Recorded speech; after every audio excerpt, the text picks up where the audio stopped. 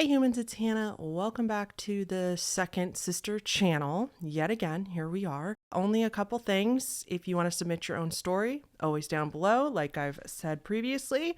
Secondly, we're going to have a couple more Halloween stories in the next couple videos, and that's because I got so many Halloween submissions for October, and I did not get as many October videos out as I wanted to. It's just how life goes. So some of the Halloween stories are still going to be dribbled in a little bit, but I think that's okay. I don't think anybody will mind about that. Please like the video. Please subscribe to the channel because this is literally the only type of video that's going to be on this channel. So if you enjoy these, listen to them like a podcast, do it while you're drawing or just having a cozy night, and let's get right into it. This first story starts, "Hey, just wanted to say love your channel and thanks for making great content for us. My YouTube name is Camo Bunny, but you can just use Bunny. Thank you very much. My story takes place just a few days before Halloween 2013. It was me, my boyfriend, and his brother, and we were in a silly, spooky mood, so we decided to go to the largest and oldest cemetery in our city and do an investigation. Whew, braver than me. We brought a decent quality camera with us in hopes of capturing something paranormal. As we entered the grounds, we all got a very eerie feeling. It was very dark and we lived in Iowa, so it was pretty cold out as well. The further we got into the cemetery, the more we felt like we were being watched, so we began snapping some photos and captured a strange mist that was not visible to the naked eye. We attempted to debunk the mist as our breath in the cold air, but it just didn't look the same. We had no explanation. At this point, we were pretty freaked out, but we continued deeper into the cemetery. Just as we approached an incline, we spotted what looked like 3 shadow figures in the distance at the top of the incline. I pointed them out to the others and we instantly hauled ass back to the car, absolutely scared shitless. Fast forward a couple days and strange things started happening at our house, so once again we started investigating. The basement never felt eerie or anything before, but now it did, and we didn't want to go down there at all, so we left my phone on the kitchen counter right next to the top of the basement stairs with the voice recorder on. I asked, if there's anyone here, please say something, and walked away. Came back a few minutes later and reviewed the recording, and we captured something that to this day sends chills down my spine when I even think about it. On the recording, you can hear what sounds to me like high heels walking across the hardwood floor. After that, I can hear a woman whispering or crying. Then the scariest part, I can hear growls and demonic sounding voices saying, "Worship me." I have never been more scared in my life. I just can't explain it, and I know for a fact that no one was in the kitchen or basement because the other 2 people in the house were with me in the living room. I've had others listen to the recording, and some people can hear the voice and some can't. I wanted to enhance the audio, but I don't know how to do all that, so definitely listen with headphones. I've attached the photos and would love your opinion because to me, the mist is making some strange formations, but it could just be the pareidolia effect. I've also included a photo of our breath for comparison, which is the first photo. And of course, I've attached the audio recording. Side note, the faint voices in the background is us talking in the other room. Sincerely, Human or Bunny. Thanks, Bunny. Okay. I'll have Taylor put the photos right here on the screen. Here's the first photo. So that's their breath, the first photo. The second photo is a weird mist. Oh, that is really weird. Huh. This is the third photo. What the heck? This is the fourth photo. What the heck? Okay, I'm looking at the fourth photo. The fourth photo just gave me chills. That is so weird. Fifth photo, and then this is the sixth photo. The sixth photo is really...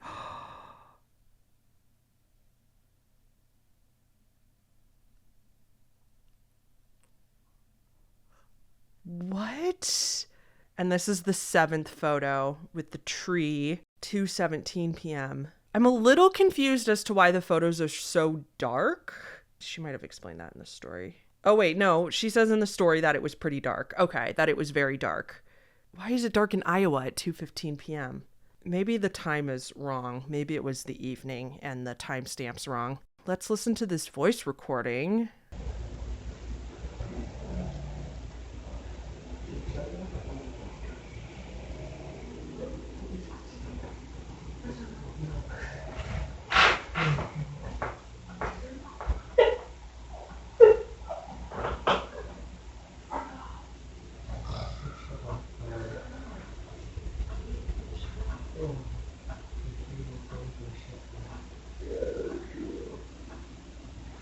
Okay. I will listen to that with headphones as well later, but I heard it pretty well in just that recording from my computer. Okay. What? Thank you so much for providing the actual like photos and videos. I appreciate that so much. I know that's not possible for everybody. Like, I know that not everybody has it, so I don't blame them for that if that's the case. But the fact that you did have it and shared it to like prove what you were saying in the story is so bananas. The photos freak me out as it is. Let's start with the photos. The photos freak me out because, especially if you had that comparison photo of your breath, like maybe some of it could be your breath, but the shapes that was making did not look like that. I don't know. I'm not saying it's a ghost. The only like logical earthly explanation I could think of is that something was up with the camera.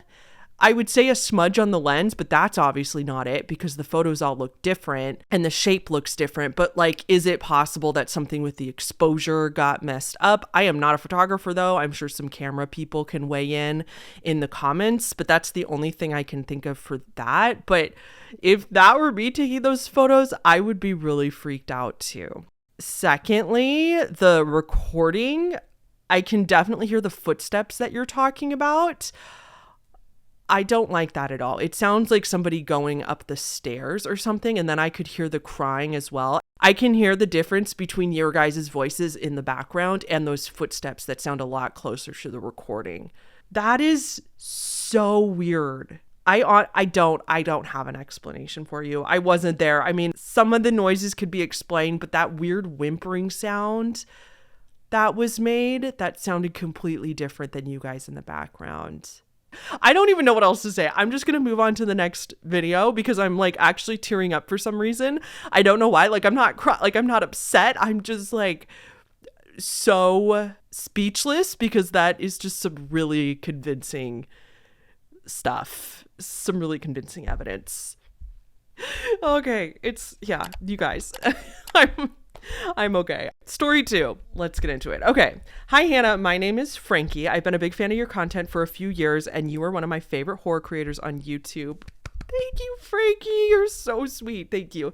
I have a few stories I may submit later on, but I have one from my childhood. For context, I have a little sister 2 years younger than me and a little cousin 3 years younger than me, and we all went to the same elementary school in 2013.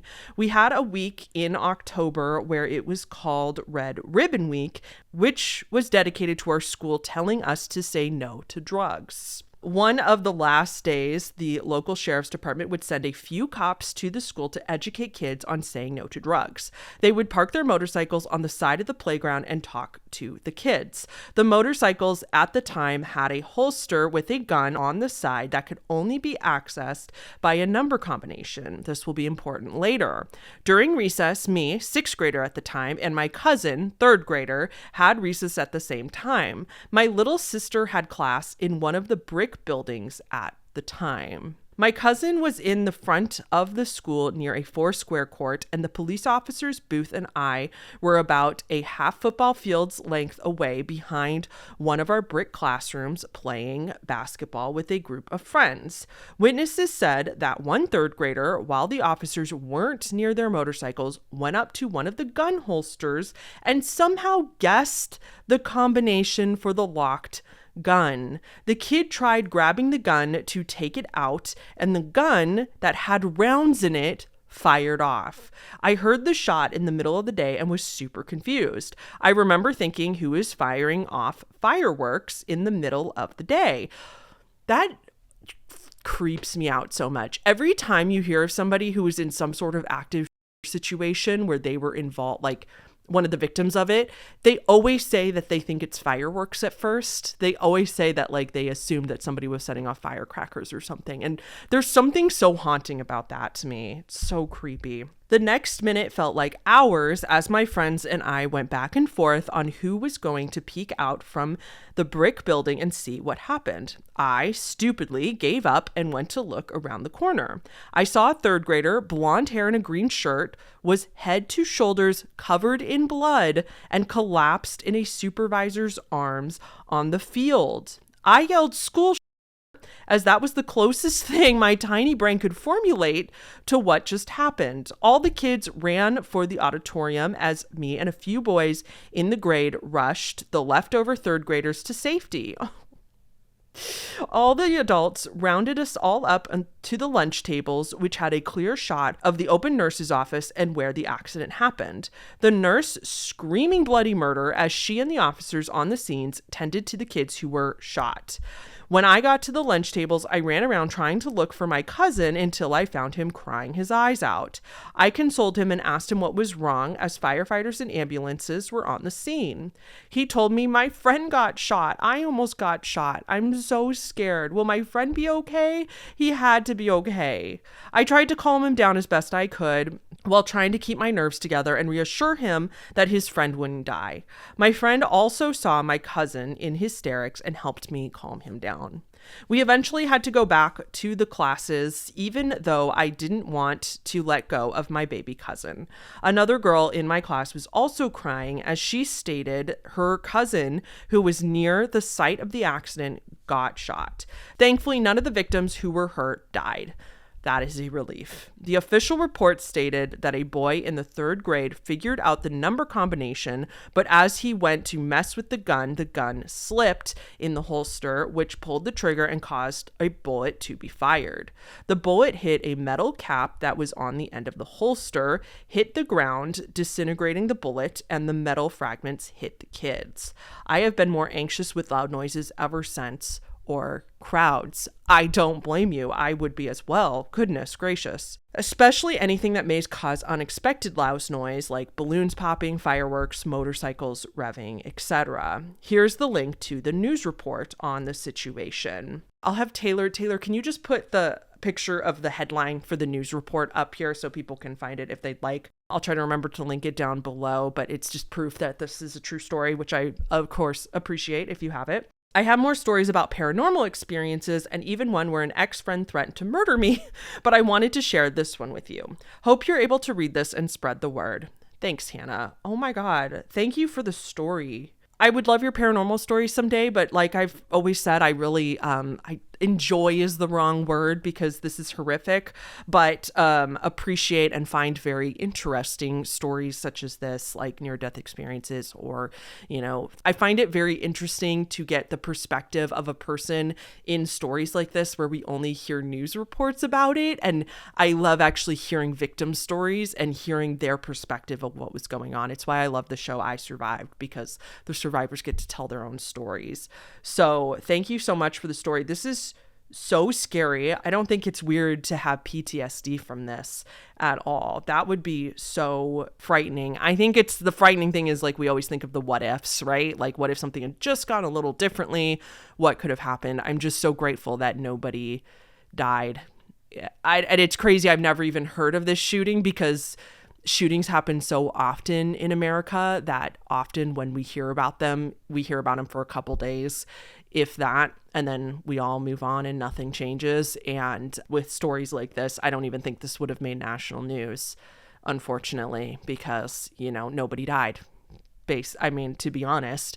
I do have to say it is different because this was clearly an accident. It was an elementary school kid. They can't be blamed for getting into guns, and if it was anybody's fault, it was the police officer's fault. I know that they had a combination for the gun, and guns should always be locked and everything, but I still have a hard time with the fact that an elementary school child even had the opportunity to even get their hands close to a weapon like that. I don't really care about the combination thing too much. I'm glad that it was locked in some manner, but I feel like that's a pretty poor excuse. I don't think the officer should have ever been away from a gun long enough for a child to get a hold of it. That's just negligent. Moving on, this is our third story for today. Hi, Hannah. I really love your videos. I don't comment much, but if you ever saw a comment from me, my YouTube is Mary Puppet. Hi, Mary Puppet. So my name is Mary. I wanted to share my most recent story. I'm not even sure if it could be considered a paranormal or a crazy coincidence. Maybe I'm psychic. I don't really know how to describe it. I just also want to say that English is not my first language, so I'm sorry in advance if my phrasing or the words I choose are a bit off. This story is a bit long. I appreciate you so much for saying that. However, I just want people to know, like, if English is your second language, like, please don't let that, like, scare you away from sending stories, because in my experience, people where English is their second language usually write better and more eloquently than people that English is their first language. Just saying, like, honestly, it's never been an issue where I haven't been able to read it. Okay, so here's my story. Just before the pandemic started, when I was still living back at my parents' house, I think it was October or November 2020, I remember it was cold outside, but not snowing yet. One day after work, I was walking from my job to the metro station on my way back home. Just for context, I used to work in Montreal in the Quebec province in Canada. You must speak French, huh? So it's a big city, high population density. I wasn't working in downtown Montreal, but it was still a place where there were schools and office buildings. I was waiting at a light to cross the road when I had a drift of a really familiar smell. Not like food from a restaurant, it was the scent of a cologne. It was weird. I was alone in that intersection waiting to cross the road. Nobody passed by. I know big cities have many weird scents coming from nowhere, but smelling someone's specific cologne really caught me off guard. It was the scent of a cologne of our old neighbor, S. I grew up smelling this exact scent because he watched my brother and I often and was really good friends with our parents. We really liked him. A few years back, S moved away, but my parents still kept in contact with him and would occasionally invite him over or go to his new house to have dinner. Sometimes when I could, I would also join. That is so true. I think most of us can relate to that. Like, scent, if you have a sense of smell, is so powerful in unlocking memories. Like, I know every cologne that every like relationship I've been in, every guy I've dated, I know exactly what they smell like because some random person will be wearing that cologne and it will like take me back into that time. I'm sure you guys know what I'm talking about, but that applies to other things. I had a boyfriend back when I was a teenager who smoked those nasty cigar things that smelled like fruit, and now it's ruined for me because if I smell any secondhand smoke of anybody, I know exactly what they're smoking because of that. It's incredible how a sense of smell triggers human memory better than most things. Anyway, I knew he wasn't living in the big city. He was really far away from it. As I was commuting, I remember being really puzzled. It really bothered me for some reason. When I got back home, I rushed inside and told my parents about it and told my mom to please check up on S, call him or something because I had an off feeling. I'm afraid I know where this is going. Both my parents were confused because they saw him only a few months ago and said okay, and that they would let me know. About a month or two go by and my mom comes to my room and says to me she called S and left a voicemail and got a new voicemail back on her cell phone. It was S's girlfriend. The voicemail only saying, "Hi, I wanted to let you know that everything is fine. Bye." My mom was a bit angry, but because they only met the girlfriend twice and she was kind of recent in S's life, and because S was their friend and not hers, so she thought it was really rude of her. That was kind of rude of her. After that, my parents never got any news back from S. They tried calling again a few months after, but they would never pick up, and S never called back directly. My parents were really sad about it, but eventually let it go. Fast forward to 2 months ago, my mom called me out of the blue. She was kind of speechless, so I asked her what happened. She told me that S's son came by randomly and just left the house. He said he saw my dad far away at the grocery store while he was visiting a friend of his and was wondering if my parents still lived at the house next to his old dad's house. So he went and knocked on their door. What's even more random, S's son was 10 years older than me. He left that town when I was still a kid because he had a downfall with his dad, S, and never came back for like 20 years. He told my parents that his dad died of cancer 2 years ago. My parents never got the news because they never held a funeral per S's wishes and because the girlfriend never called my parents. As they all talked, my mom learned that he was diagnosed with terminal cancer in December 2020 and died early 2021. About a month or two after I smelled his cologne randomly, I asked my parents to call him because I felt something was wrong. My mom told me that her and dad were in such disbelief of what just happened when S's son said his goodbye and went away. Honestly, I have so many crazy stories, but this one is by far the most inexplicable. Hope you enjoyed it, Mary. Thank you, Mary. That's Bananas. Let's be real. It could just be a really, really weird coincidence, especially not knowing the context of your other stories. But also, like, do you ever just wonder if there is something out there, like if humans or past ones can like communicate messages kind of like that to some of us? I don't know. Maybe that's just wishful thinking on my part, but that's so sad. I wonder why the girlfriend was so short and like unaccommodating. Like, would it have really been that hard to talk to your mom a little bit? Maybe, but it's hard to judge because who knows what she was going through either at that time. So, all right, let's move on to story 4. This next story says, "Hi, Hannah. I'm glad someone finally made such a topic for a video. I have a double feature for you, but please make sure I am anonymous. I want my email censored, and I'll just be calling myself G if my name is mentioned. Trust me, it's important for story number 2. No problem. I will never show anybody's email in a video. Absolutely not. And if you want to remain anonymous, we will also do that. But I hope you enjoy my experiences. I know they're long, but trust me, there's tons of payoff, and I'd love to share my stories since I will probably never have real friends to share them with because of my autism and inability for normal human interaction." Story 1. I was almost a Disney World death statistic.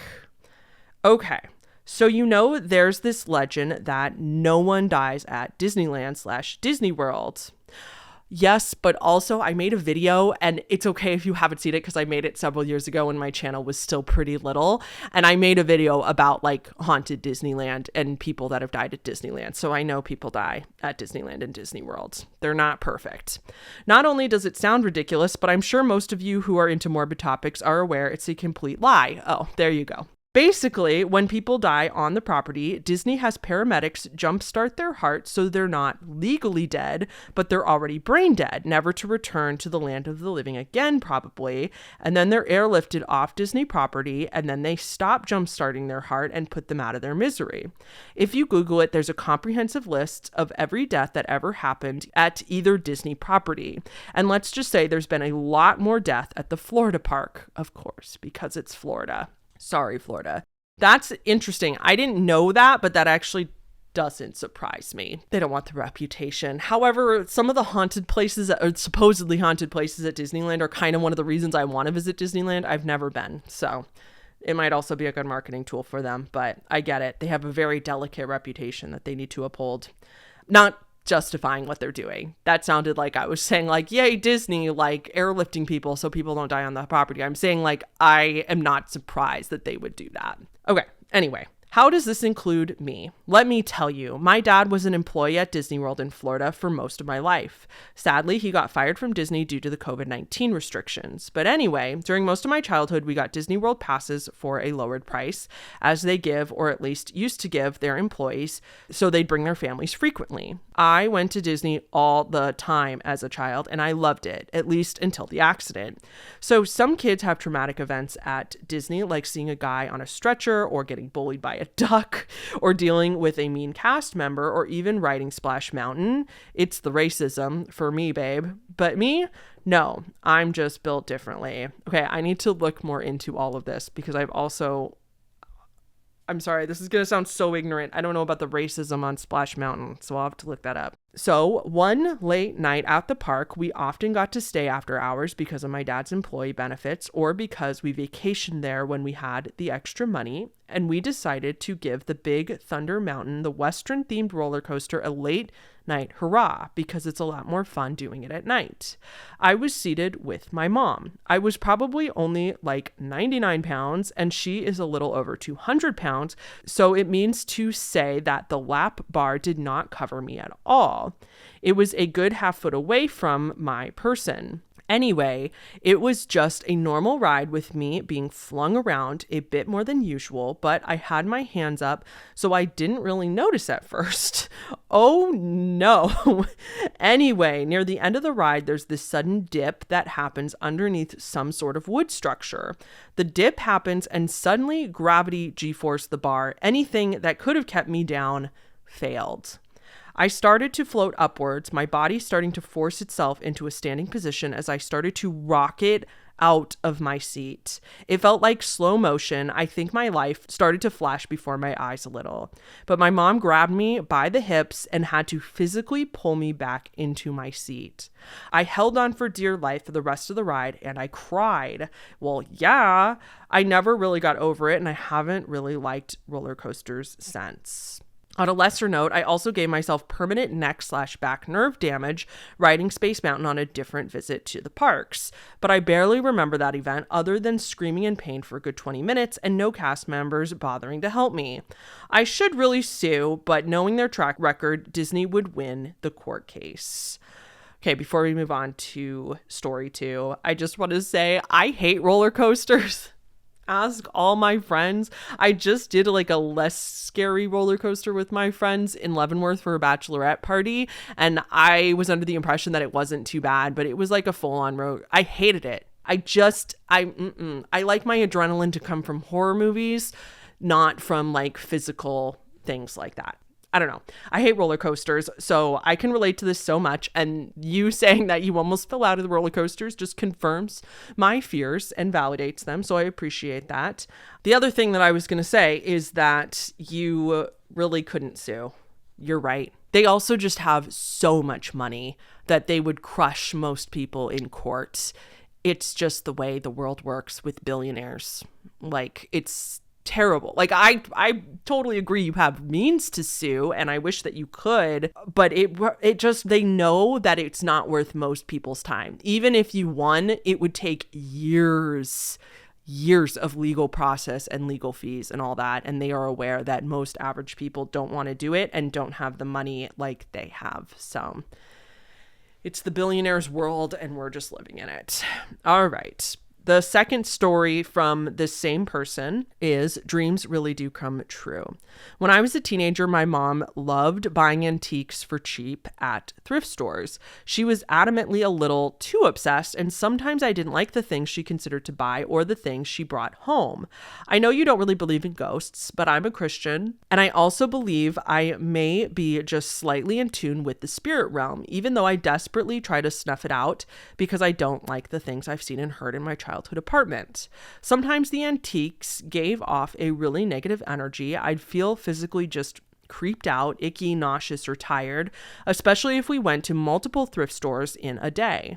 My mom bought these absolutely beautiful decorative crystal balls she put in a bowl as our table centerpiece instead of the wax fruits. She finds wax fruit tacky, but I never liked the way they made me feel. One night, after the purchase of these crystal decorations, I had the weirdest, most vivid dream that I was in New Orleans, about to go on a haunted house tour. I was at a cafe and talking to this black woman in a yellow dress and sun hat.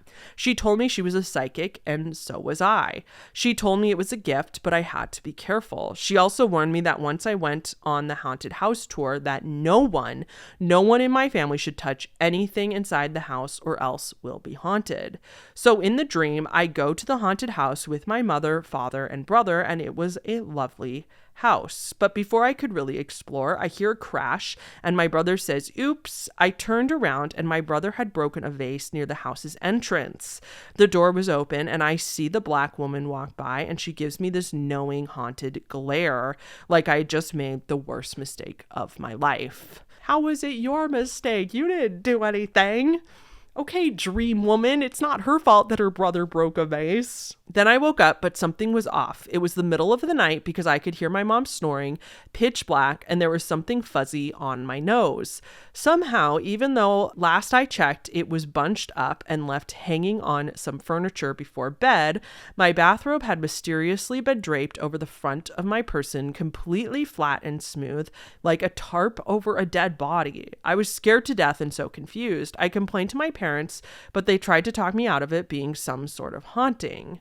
There was also some stereotypical events that happened soon after, like unexplained breathing, footsteps in the house instead of the ceiling. We lived on the bottom floor. The next thing I remember is my mother and I talking. She was sitting in her lounging chair and suddenly she complained about a nasty smell.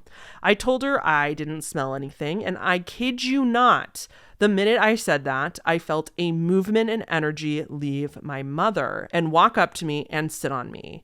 And I immediately smelled rotten eggs. My mom says she felt it walk away from her.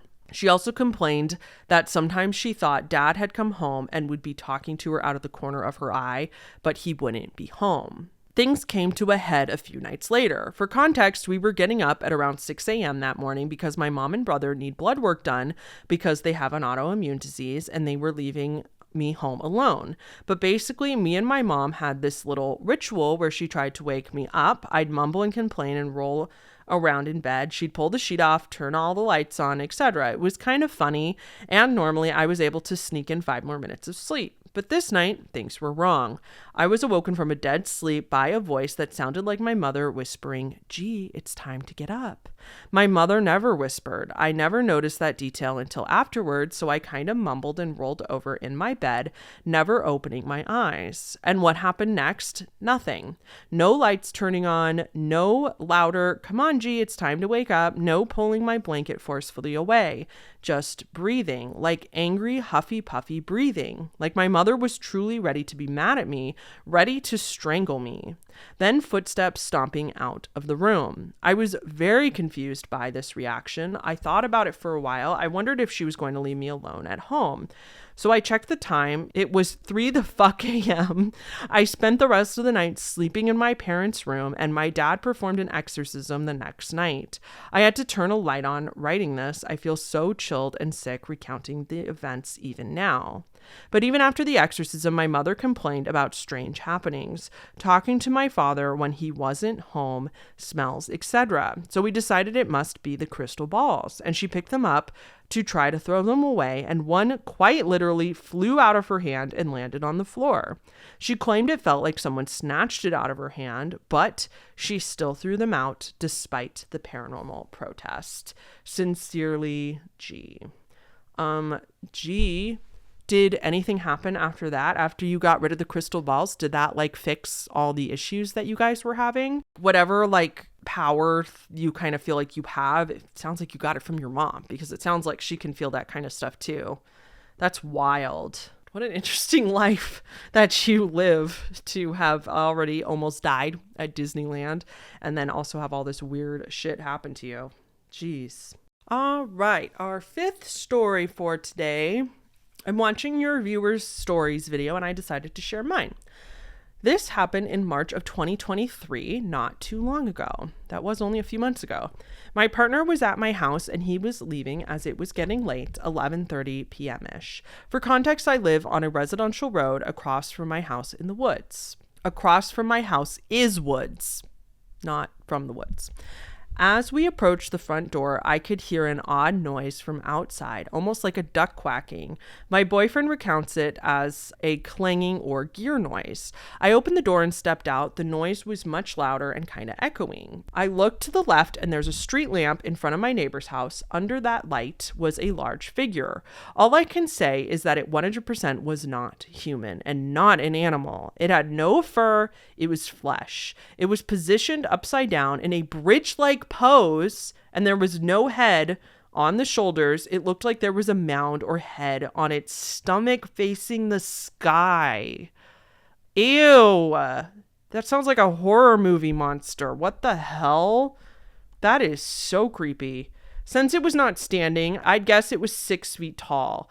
It was moving across the street using its front arms to swing forward, and the legs would scoot to follow. After the shock of seeing that, I felt intense dread, and my flight kicked in. I bolted back inside and slammed the door, even though people were sleeping.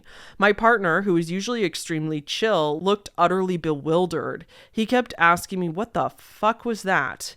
The incident freaked us out so bad, we stayed up for 2 hours hyperventilating and discussing what it could have been, where it came from, or where it was going. We never came to a conclusion. Almost 4 months later, I still feel very unsettled being outside of my house at night.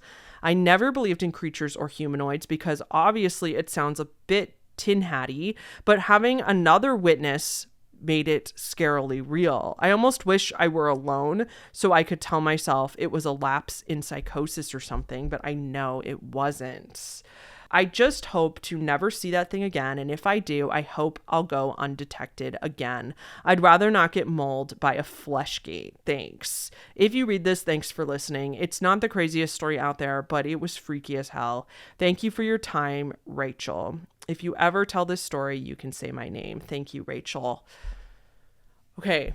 I would pay so much money for a picture of that thing because what the hell? Like, I'm not blaming you for not having a picture. I totally understand. If you saw that and you were so freaked out, most normal people's reaction, the last thing on their mind would be taking out their phones and cameras, even in this day and age, if you're that scared. It's not the first thing everybody does, right? So I totally get it. But what I'm picturing in my mind is probably even worse than what it was, but maybe not. What the freaking A? If I were going to venture an earthly explanation, like, again, we've kind of talked about this, but like the only thing I can think of is that it was some sort of prank. Somebody dressed up in a really, really bizarre costume and they could like bend backwards. So they were walking around like that, but that quite literally makes no sense. This wasn't Halloween, so there was no reason to pull this prank and there was nobody around. Why would you just play a prank like that in the middle of the night in some random neighborhood? Why wouldn't you do that out in a crowd or somewhere where people would spot you because you'd want to freak people out, right? I don't know. I have no explanations, especially without seeing it myself. But the fact that your partner saw it too. Wow. What the hell? Okay. I think this is going to be our last story for today. Not anonymous because I have a YouTube channel and I want the clout. My name is Mercurial Rose and I'm Australian. I'm sorry if I'm not saying Mercurial right. So for context, I'm intersex, but I tend to dress quite femme and have a pretty low voice, so a lot of people assume I'm a trans girl. I'm a religious Jew, but where I live, the nearest synagogue is quite far away, and the only services I have time to attend are the evening services that kick off the start of Shabbat. Am I saying that right? Shabbat, right? Shabbat. Sorry, it's Shabbat. So also every week I end up catching the train home on a Friday night alone, which is pants shitting in itself. The train ride back to where I live is about 2 hours. On this particular evening, I was almost entirely alone on the train and there was no one else in the carriage I was on. It was also pitch black outside at this point and I had no idea where we were. This part sounds made up, but I swear to God, it's true. When I looked up at the screen that shows what station is up next, there was a bunch of garbled letters and numbers like a key smash. I have no idea what that means, and I'm a skeptic, so I don't think it was paranormal, but it definitely didn't help my nerves about traveling alone at night. To make matters worse, I then completely missed my stop because I was so disoriented. Yeah, I'm sure it was just some sort of weird technical glitch, but still, yeah, that would, like, if you're already on edge and then you're just like, oh, great, now what? I gathered up my stuff and went towards the end of the carriage, planning to get off at the next stop and go from there. As I was waiting by the doors, though, another person approached me. She was the only other person I'd seen on the train, and she was a middle-aged white woman with a black balaclava over her face like she was going to rob a bank or something. Because I'm an asshole, I immediately assumed she was on drugs, and we were the only two people around, so I was nervous, but I obviously didn't want to be rude. I don't think that makes you an asshole. I think that makes you, like, just a valid person, especially a femme-presenting person on their own in the middle of the night. Like, that's terrifying in itself. So yeah, I would be really freaked out by that. She asked for the time and I was like, oh, okay, she just wants the time. I told her it was 10:30 and upon hearing me speak, her face changed dramatically. Keep in mind, I could still literally only see her eyes and mouth, but I could still tell that there was an animosity there that she hadn't had moments ago, presumably because my voice was deeper than she expected. She asked me, are you trans? Kind of flatly, kind of like someone would ask their kids if they were behind the crayon scribbles on the priceless antique paneling of their bedroom, knowing full well the answer. That's none of your fucking business, lady. What the hell? I wasn't exactly in the mood to explain the intricacies of my intimate biology to this scary woman, so I just said, yeah, which might sound like a bad decision looking back, but based on her demeanor, I doubt she'd believe me if I said no. And also, none of this situation is your fault. None of the way you react in this situation is your fault, because this person is putting you in a very uncomfortable position, clearly trying to scare you. Nobody wears a balaclava if they aren't trying to scare people. I'm sorry, but that does not happen. And trying to like be the powerful person in this situation, like trying to make you feel powerless and small. Like, nothing you did in this situation is stupid, because there's no right way to interact with somebody that's this much of a dick. I mean, okay. She then shook her head and asked me to move to another carriage. She said it so politely too, like she was a grandma asking for help crossing the street from a local youth. It was so out of nowhere, I kind of just laughed, because what the hell do you even say to that? Keep in mind, she was the one who approached me. That's what I'm saying. She didn't like that response and started mumbling under her breath all kinds of profanities and vague threats. I was fully expecting this middle-aged woman to straight up stab me to death, but at that exact moment, we reached the next station and I flew out of those doors so tremendously fast. I ran up a side street and hid, and then called my grandma to come pick me up like a kid who wet the bed at a sleepover. Not my proudest moment, but holy heck, that woman was scary. It's okay. That's what I'm saying. It doesn't have to be your proudest moment, because nobody in that situation, there's no right way to react in a situation like that. It's not your fault that people are being bigoted and creepy. That's also just so creepy. Leave people alone, especially in the middle of the night on a carriage on an empty train and you're wearing a balaclava. Like, fuck off with that. Oh, okay, sorry. I was gonna attach a video of the weird key mash screen, but apparently I deleted it for storage, so you'll just have to take my word from it. My Instagram followers of the time can vouch for me, though, because I posted it along with an epic retelling of the whole encounter on my stories. Thank you for reading. Love your videos. Thank you so much. That... Dude, I get really, really angry at people that even if they're not gonna hurt you, like... She thankfully did not physically harm you. I get really pissed off at people that go out of their way just to try to embarrass, humiliate, or make others feel small just because it makes them feel more powerful and makes them feel better about themselves. Obviously, that's way more commentary on them and how they feel about themselves than you. Like, none of this interaction was on you. That was all on her being an asshole. So, like... I just can't stress enough that this was just like nothing you did is in this situation is your fault. And I know you're not saying, like, I know you're not victim blaming yourself, but in a couple places you said like, yeah, that was a stupid thing to do or not my proudest moment. And it's like, that is okay. That's okay. Because this is a really fucked up situation and nobody would have reacted well, especially femme presenting people in society who often get targeted for stuff like this, sometimes by bigoted other femme presenting people. Oh God. Okay. Whew. All right. I think we're going to call it for this video. That was 6 stories, and I will see you guys in the next video. Thank you so much for watching. Don't forget to like the video to support the channel. Subscribe to this new channel if you like these story videos, and I will see you all in the next one. Okay. Bye.